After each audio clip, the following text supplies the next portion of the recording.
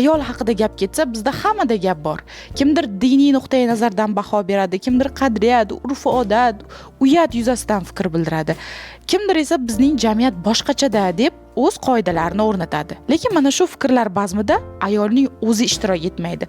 U ishtirok etsa ham maksimal o'zini himoya qilishi kerak. Chunki bizda ayolning ayollik haqidagi fikri subyektiv, radikal, feminist, hissiyotga berilgan, emotsiyali. Natijada esa ayol haqida ko'p gapiriladi, lekin ayol bilan juda kam suhbatlashiladi. Jamiyat ayollarni muhokama qiladi, lekin ularni eshitmaydi.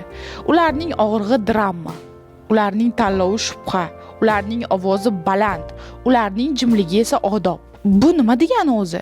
Ayol haqida gapirish mumkin, istagancha, lekin ayolning o'zi gapirmasinmi? Unga gapirish ruxsat berilgan bo'lsa ham qabul qilinadigan doirada, sal pastroq ohangda murosali so'zlar bilan gapirish kerak. Aks holda tanaffusdan keyin uni tuzatib qo'yishadi, uning fikri emas, ohangi muhokama qilinadi, uning gapi esa jiddiy olinmay, ayolcha gapda deb chetga chiqib ketadi. Haqiqat shundaki, ayolni baholashdan oldin uni eshitish kerak. Ular nimani his qiladi, nimalarni boshdan o'tkazgan, nimaga shu fikrga kelgan? Bu savollar ularning og'zidan chiqmaguncha ayol mavzusi yopiq kitob. Haqiqiy jamiyat ayollarning ovozi jim bo'lib qolgan joyda emas, balki ularning ovozi eshitilgan joydan boshlanadi.